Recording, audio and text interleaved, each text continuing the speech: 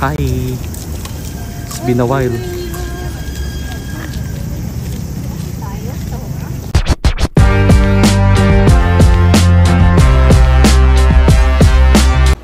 Time check muna tayo. Alas 3 na po ng hapon. So, kanina nga pala, kumain na rin ako ng tanghalian ko. At least nakapagpahinga naman ulit tayo. Maya-maya nga pala ay papasyal tayo at ibang lugar naman yung pupuntahan natin. At naisipan ko na rin kasing mamasyal ng medyo late para hindi na mataas yung sikat ng araw at mainit pa. Pero this time sa park naman tayo pupunta. Pero hindi lang to basta-basta na park. Etong park na to ay isa rin sa sikat na tourist spot dito sa Japan. Malalaman nyo na lang to mamaya. So ayun nga po, dito na ako sa labas ng bahay at habang may oras pa tayo, mamamasyal pa rin tayo syempre. So bago ako pumunta ng train station, mag-withdraw muna ako saglit sa post office.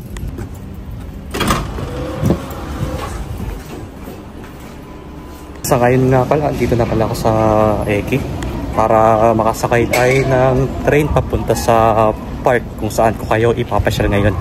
Okay, weather check muna tayo. 33 degrees Celsius na po dito as of 3:50 PM. So ganito pa rin yung panahon. Medyo mainit-init pa din guys. Habang di pa natatapos itong August. Di bale at least 2 weeks na lang patapos na ang summer season. Kaya balik taglamig na naman ulit sa October. So, ang maganda naman dito sa Eki, merong waiting room kung saan pwede kayo magpa-aircon.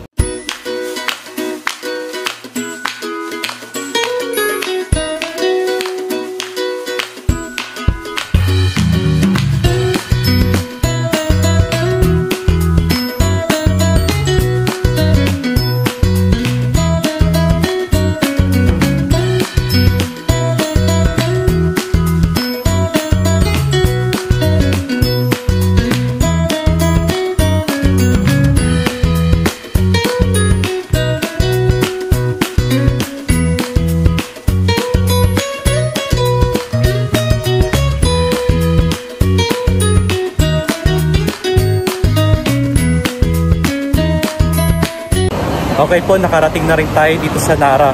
Bale, yung biyahe namin mula dito sa bahay ay 45 minutes. So, medyo may kalayuan nga lang siya. Ito nga pala yung shopping street nila dito guys. Ito, Higashibuki Shopping Street na makikita yan dito sa Nara. Actually, malapit na po yung mismong park dito, yung Nara Park. Kung saan may mga makikita tayong mga deer. At doon tayo magpapakain. So actually magpapakain tayo ng deer doon sa Nara, so ito-try natin siya.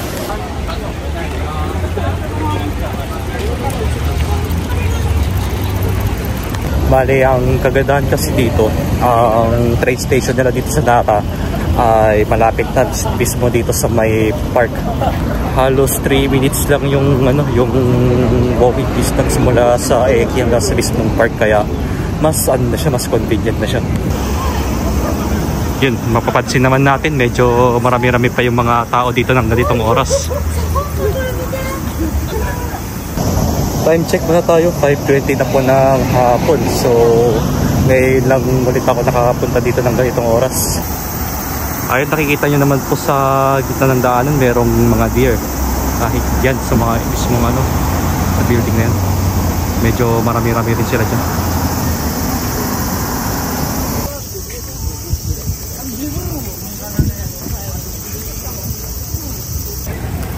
Ito nga pala yung deer dito guys. So ang Nihongo nga palang deer ay Shika. Yan pa yung tinatawag sa kanila. Ayun, meron pa dito sa mismong park. Marami rin sila dito. Hi. It's been a while.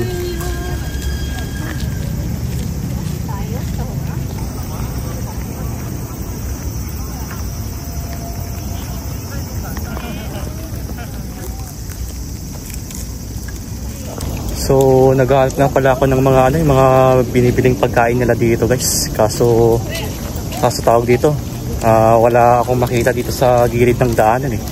Hindi ko rin alam kung bakit, or siguro hapon at magagabi na, kaya hindi na sila nagbebenta siguro. So kahit ganito, hahanap pa rin tayo ng makakain nila, kasi nagbebenta sila dito eh kadalasan.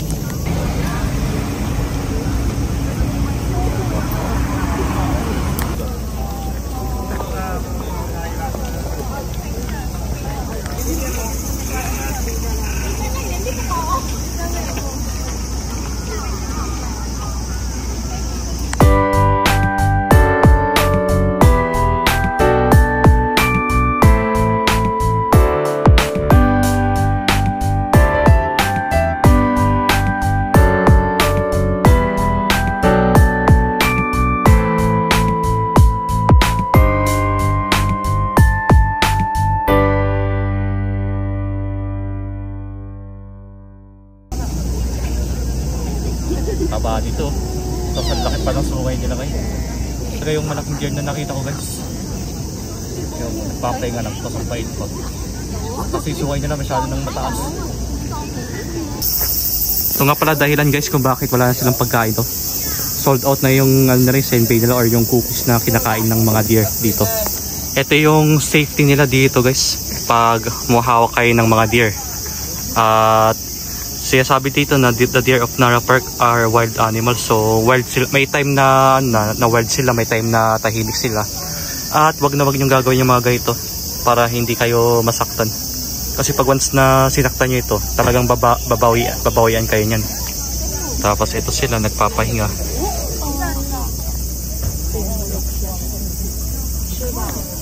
Mga ano na rin kasi sila, mga pagod na rin eh. Ayun, kaya nagpapahinga na lang.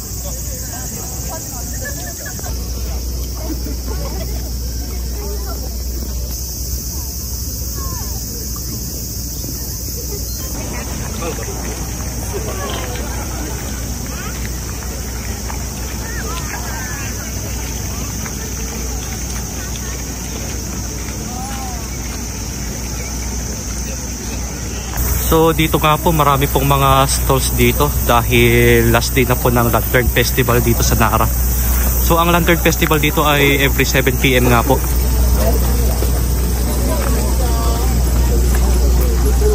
So sakto nga po guys at last day daw po ng Lantern Festival dito. Kaya ano, nakaabot pa rin kahit papaano. Bali ang start daw ng Lantern Festival dito ay 7 PM pa. So meron pa tayong isang oras na paghihintay. So ang gagawin muna natin, maghanap muna tayo ng makakain dito kung ano yung masarap na kainin. Pero syempre yung iba dito ay itatry natin.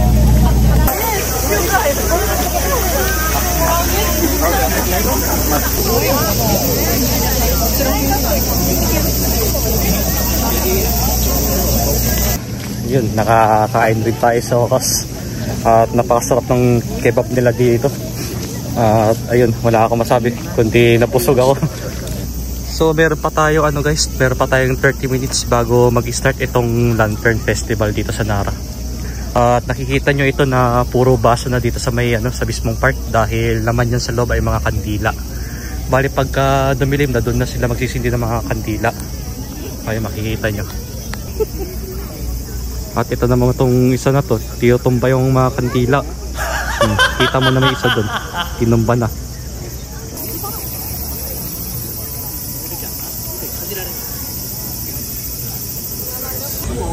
Time check muna tayo, alas 7 na po ng gabi.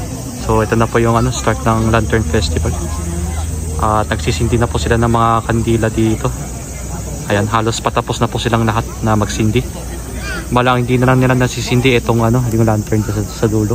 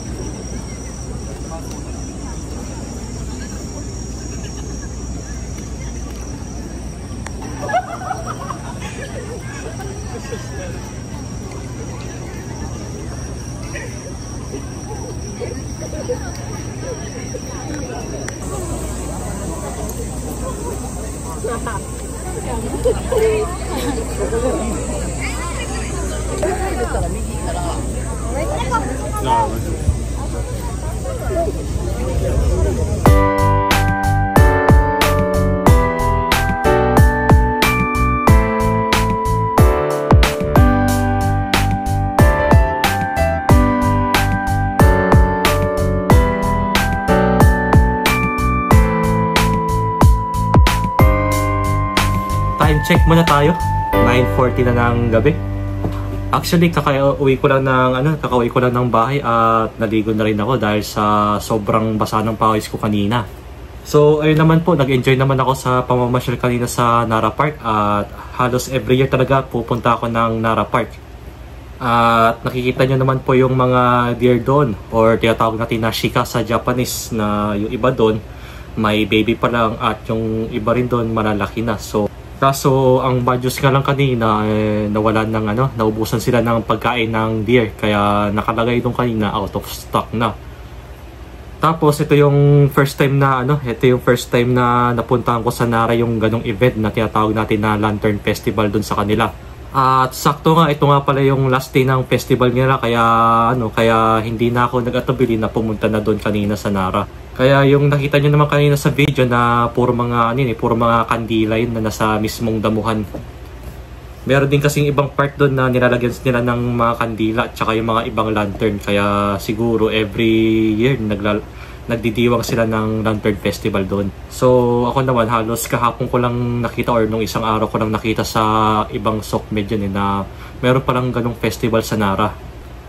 At syempre sa mga sa lahat ng mga food stores doon, ang dami yung pagpipilian doon Lalo pag ganitong month, ganitong season. Halos siguro lahat ng mga pagkain nila doon ang sasarap. Yung iba kasi doon natikman ko na yung kebab. Yun talaga yung nagustuhan ko kaya nakadalawang beses ako nang bili doon. Syempre yung panlaban din sa mga init, yung kakigori, yung juice na na puro ice, yun nagustuhan ko talaga. But anyways, hanggang dito na lang muna tayo at sana nag-enjoy kayo sa panonood ko ng aking vlog.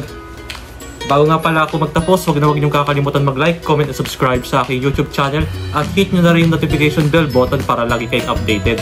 Hanggang dito na lang po tayo.